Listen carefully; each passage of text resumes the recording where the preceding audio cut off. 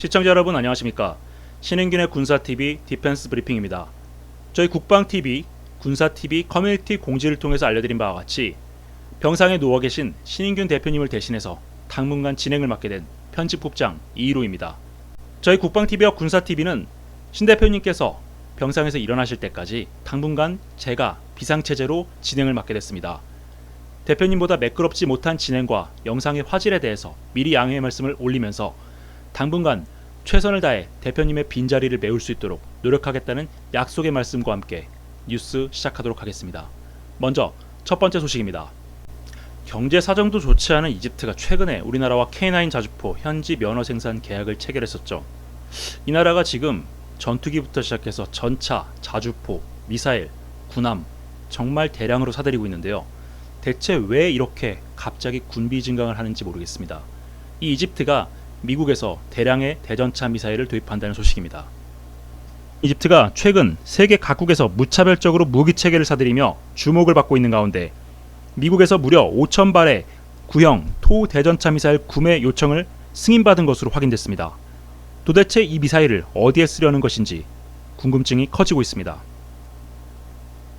미 국무부가 최근 이집트가 요청한 5,000발 규모의 토2A 대전차 미사일 판매를 승인했다고 미 국방부 산하 국방안보협력국 DSCA가 보도자료를 통해 현지 시각 5월 23일 밝혔습니다.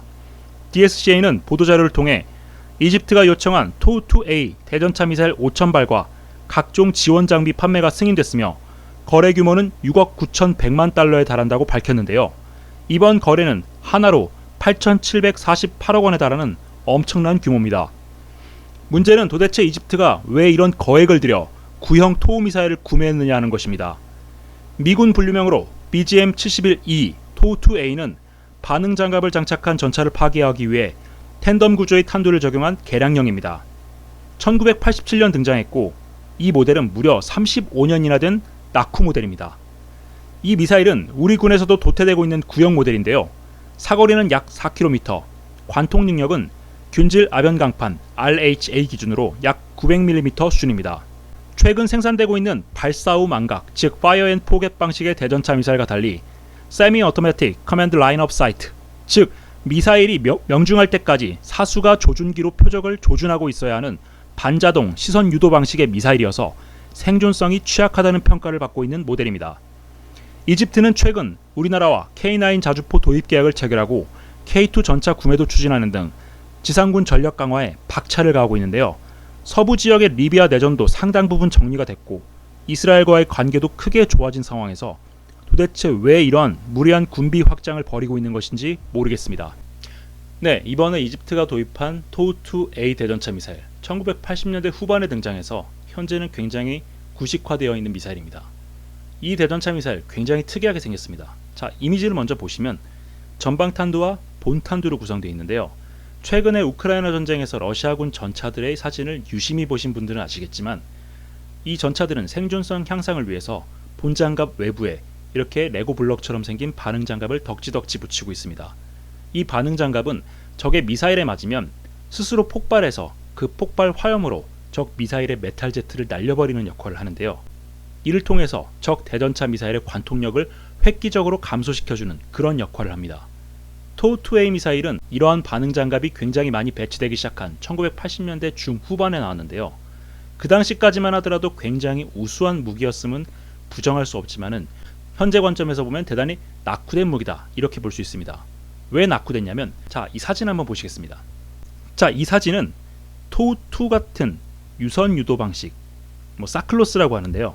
세미 오토매틱 커맨드 라인업 사이트, 즉 반자동 시선 유도. 네, 이 토미사일의 유도 방식인 사클로스 방식은 굉장히 낙후된 방식입니다. 아직도 굉장히 많은 대전차 미사일들이 사용하고 있는 유도 방식이긴 하지만 미사일이 기본적으로 굉장히 느리기 때문에 이 느린 미사일이 명중할 때까지 수십 초 동안 적 전차의 정면에서 이 미사일을 계속해서 유도해줘야 됩니다. 최근에 우크라이나군이 운용을 하면서 적 헬기를 잡아서 화제가 됐던 스투그나 P 같은 경우에 발사기가 따로 있고 컨트롤러가 따로 있죠. 그래서 이 컨트롤러를 가지고 있는 사수는 참호 안에 들어가서 이 카메라를 위에다 올려놓고 안전한 지역에서 유도를 합니다.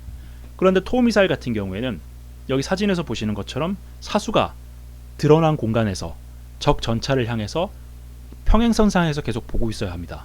당연히 발사 화염이 노출이 되면 적 전차는 기관총이나 주포를 통해서 반격을 할 것이고, 이 반격탄이 날아오면 사수는 숨어야 되겠죠. 숨으면 유도가 풀어집니다. 이런 문제점을 갖고 있는 미사일인데 이집트가 도대체 왜 이렇게 많이 구매를 했는지, 굳이 이거 말고도 새로운 유형의 대전차 미사일, 가령 뭐 제블린 같은 거, 우리의 현군 같은 거, 이런 미사일도 많은데 왜 이런 구형 미사일을 이렇게 대량으로 구매했는지 정말 알다가도 모르겠습니다. 자, 두 번째 소식입니다. 지난 4월부터 꾸준히 진행되어 왔던 독일제 전차의 우크라이나 지원이 드디어 확정됐습니다. 독일이 2세대 전차인 레오파르트 1A5 전차와 대량의 탄약을 우크라이나에 공급한다는 소식입니다. 독일 정부가 최근 우크라이나에 대한 전차 및 장갑차 지원을 확정짓고 해당 장비를 공급하기 위한 실무 절차에 들어갔다고 볼가리안 밀리터리 등 동유럽 군사 전문 매체들이 현지 시각 5월 24일 일제히 보도했습니다. 매체들은 독일 정부 소식통을 인용, 최근 독일이 체코에 대한 레오파르트 2A4 기증을 확정한 데 이어 우크라이나에 대해서도 레오파르트 1A5 전차와 마르더 1A3 보병 전투 장갑차를 지원하기로 결정했다고 전했습니다.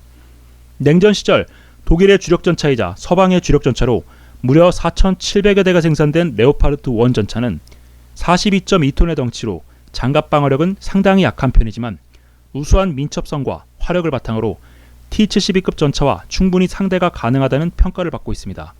이번에 독일이 지원하기로 확정한 물량은 88대입니다. 100대 지원이 확정된 마르도 1A3 보병 전투 장갑차는 냉전 시절 2136대가 생산된 서방 보병 전투 장갑차의 원조격이 되는 장갑차입니다. 진가 장갑을 장착해 방어력을 높이고 대전차 미사일을 탑재할 수 있어 화력도 대폭 증가했는데요. 현대 기준에서도 쓸만한 장갑차로 평가되고 있습니다. 독일은 우크라이나 측 운영 요원들을 독일로 불러들여 전차와 장갑차에 대한 6주 일정의 교육훈련을 제공한 뒤 우크라이나로 공급한다는 방침인데요. 이번 독일 기갑 장비 공급으로 우크라이나군 무기체계의 서구화는 더욱 가속화될 전망입니다. 우크라이나가 나토 가입을 추진하고 있습니다. 이 나토에 가입하게 되면 러시아가 더 이상 자신들을 건드리지 못할 것이다, 이렇게 판단을 하고 있는데요. 자, 나토에 가입을 한다면 가장 먼저 해야 될 게 무엇일까요? 네, 맞습니다. 군사무기 표준화입니다. 나토 스탠다드라고 하는 나토 표준 규격에 맞춘 군사 무기를 도입해야 되는데요. 우크라이나군의 장비는 거의 대부분이 소련 시절 물려받은 구소련의 유산들이기 때문에 나토 장비와 호환이 되지 않습니다.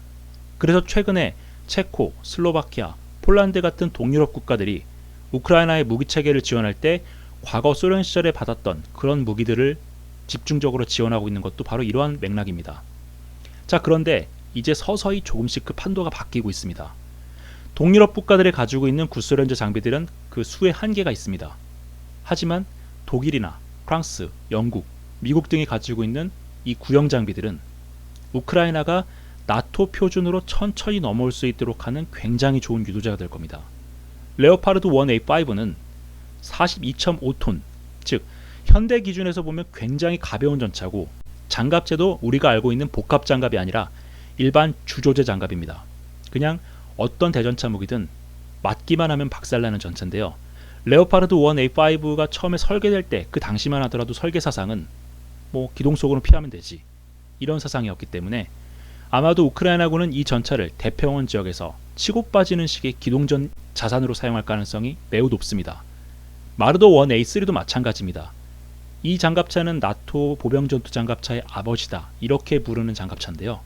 이 장갑차를 우크라이나군이 도입하게 됐을 경우에 기존의 BMP나 BTR과는 운용 방식 자체가 완전히 다르기 때문에 우크라이나군의 군사 교리와 개념, 이런 것들이 서서히 나토 표준으로 넘어가게 되는 그런 전환점이 되지 않을까 싶습니다. 신행균의 군사TV 디펜스 브리핑 마치겠습니다. 감사합니다.